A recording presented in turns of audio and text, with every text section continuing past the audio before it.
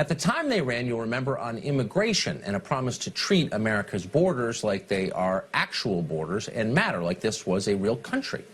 Now, some Republicans in Congress want to betray that pledge in the most dramatic possible way. They're working tonight to pass a so-called discharge petition in the House. It would force votes on a slew of immigration measures, including some that would give amnesty to millions of illegal immigrants. How many? Well, we can't say, because when you push on the numbers a little bit, it turns out that nobody actually knows how many illegal immigrants live in this country. And when we say nobody knows, we mean nobody knows to within like 10 million. The estimate you hear from almost everyone is 11 million. 11 million illegal aliens living in this country. That number comes from Pew. It hasn't changed in a decade, and that should be a tip-off because over the last decade, illegal arrivals have continued, and now states are actively sabotaging deportation efforts. The real figure, it turns out, is much, much higher. ICE Director Thomas Homan admitted that much last year. So we know 11 million is not correct. So what's the real number? Well, an unpublished paper by Yale, 3 professors there, estimates there could be 23 million illegal immigrants in the United States. Their low-end estimate is 17 million. Even back in 2005, analysts at Bear Stearns guessed the real number was probably 20 million illegal in this country or more. The bottom line is we don't know exactly how many are here, but some members of the House Republican caucus think it is a good idea to give amnesty to some of them, or maybe all of them. That's not what their voters wanted, of course, but they apparently don't care. Congressman Jeff Denham is a Republican representing California. He joins us tonight. Congressman, thanks for coming on. Tucker, thanks for having me back again. Shouldn't we figure out how many illegal immigrants are in this country before we encourage more to come? What we should do is actually secure our border. And the only way we're going to get the border secured is actually working together to pass something off the floor. The president continues to talk about $25 billion and a secure border, making sure these caravans aren't coming across, stop the catch and release program. This is the only way we actually bring up that debate and actually put something on the president's desk. But wait a second. Giving amnesty to people encourages more people to come here illegally. We know that. It was tried in 1986, and that was its effect. It's its effect every single time.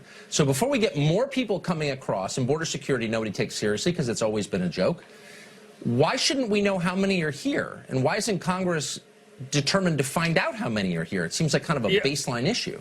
Yeah, Tucker, rather than just doing a census to figure out how many people are here, why don't we stop them from coming here in the first place? Doing nothing means another 500,000 people will cross our border every single year. I've been in the majority now for 8 years. That's 4 million people. Shouldn't we stop right now and actually do what the president's asking us for?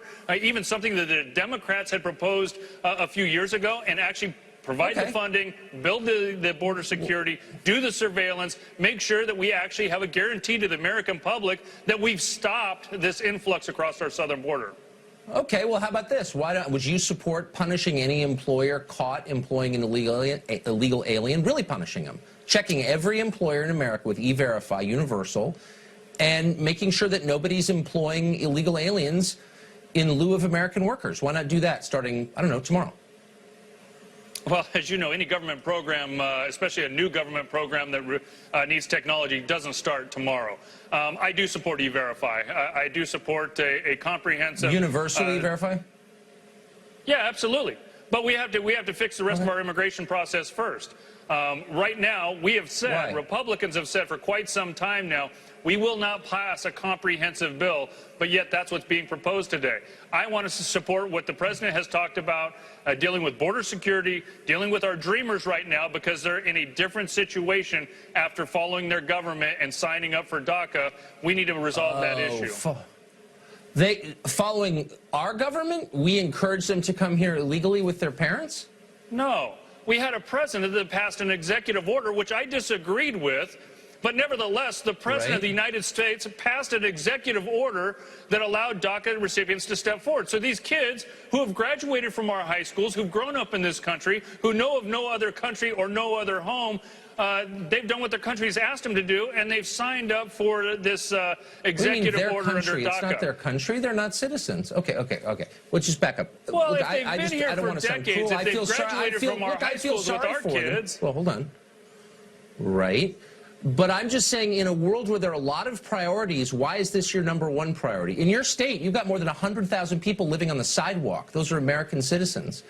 Why don't you deal with a problem like that first, or secure the borders first before you start passing out citizenship to people who are here illegally? I don't understand. Yeah, that's kind of an argument that I get from some of the liberal networks. Why would you have a priority or this priority? I believe on addressing a number of different issues at the same time. What are you doing about the 100,000 Californians living outside tonight? Okay, but it's a, look, giving citizenship and voting rights to people who are here legally is not a way of securing our border. So why wouldn't you secure the border? Because we have two issues that the president has asked for, including his 4 pillars. But the main thing that he continues to talk about, the president asks for a solution on DACA and for border security. I believe that we can give him both. Okay, but why? I mean, let's leave the president out of this, just as someone who is hired to represent American citizens. Speak slowly so I can understand. Why would we give citizenship to anybody here illegally, give voting rights to anyone whose family snuck in, who came here illegally, before not a single new person crosses that border illegally, until you can look your voters in the face and say, our border is secure. Now maybe we can give citizenship to illegals. Sure, and that dynamic changed under the previous president. But first of all, I don't believe in giving anybody anything. This would be an earned pathway. By all of the different bills, it would be at least a 10 to 12-year process. So you'd first sign up for 5 years of a temporary green card that would allow you to work or go to school or sign up for the military. And at the end of 5 years, after you've passed a background check, you've paid your fine and your fee, you've actually proven that you're not on government subsidies, and you're out there working or going to school or serving your country, at the end of 5 years, none of that's real. Your reward, the gift that you're talking about, but the gift that you're talking about is another 5 years, doing it all over again. So it's a 12-year process, 10 years before you'd actually be able to get a legal permanent But why not just do it like everybody else does it? Why not? Okay, but why not just, look, millions of people want to come here.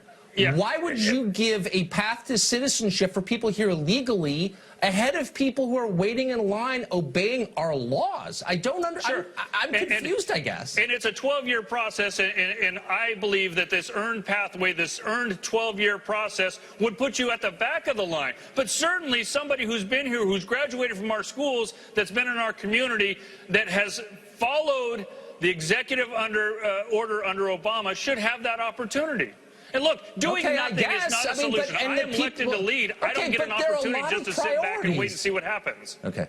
You know what? As a congressman representing California, you've got a lot of problems. I mean, a lot of problems. You have such a high number of... yeah, you do. And so, like, why would this be anywhere near the top of your party list? I'm just completely confused. These are not American citizens. You've got tens of millions of hurting American citizens in your state, and you're putting these people ahead of them. And I don't understand it. Well, you're elected to lead, and we've got to do something. And the president campaigned on border security. The only way we're going to get that, because you know the rules of this House and the Senate, you've got to get 60 votes. The only way you're going to get the 60 members on a bipartisan border security bill is with this solution that is equally as important that the president of the United States is asking for. Congressman, thank you very much. I appreciate it. Hey, Tucker, the president held a roundtable. You didn't, frankly, have the balls to put country before party.